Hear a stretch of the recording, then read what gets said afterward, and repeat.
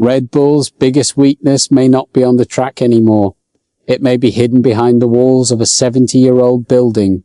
While rivals keep evolving with modern technology, the Milton Keynes team is still fighting the 2026 Formula One season using one of the oldest wind tunnels in the entire paddock.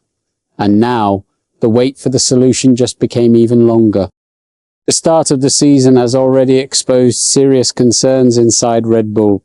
Even though the new Red Bull Ford power unit surprised several rivals with its competitiveness, the RB22 chassis struggled badly in the opening races.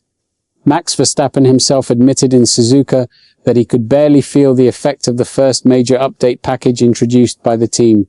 That instantly raised fears about correlation problems between the simulator, the wind tunnel, and the real car on track. But then came Miami. Red Bull introduced a much larger package, including a redesigned side pod concept and its own version of the so-called Macarena wing.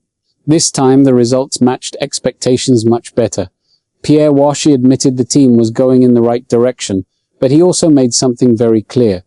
The problems are still there because the tools themselves remain limited. That's the real issue. And this is where the situation becomes serious. Red Bull's brand new wind tunnel, the project expected to change the future of the team, will likely only become operational in early 2027. That means the team must continue developing the RB22 and even start work on the 2027 car using what Christian Horner once called a Cold War relic. This changes everything.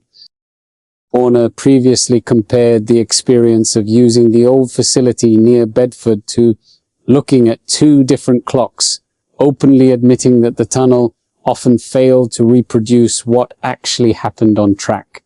In modern Formula One, that is a dangerous disadvantage.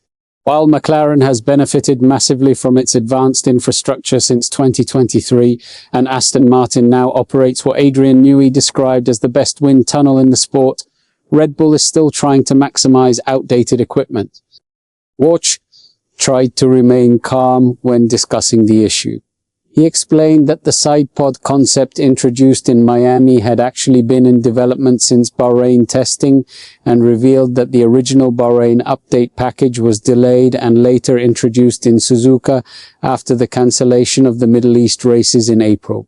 He also confirmed that Red Bull will bring another small step update to Montreal before a bigger package arrives during the European part of the season.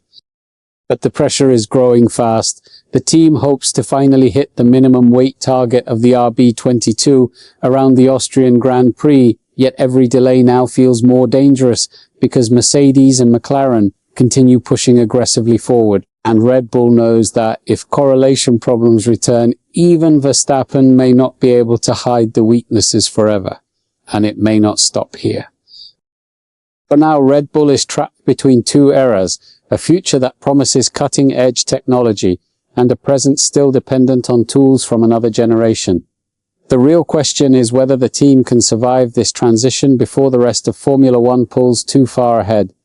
Because if the new wind tunnel only arrives in 2027, the damage from 2026 could already be impossible to reverse. What's your take on this situation? Share your opinion below and don't forget to subscribe to the channel for more Formula One updates.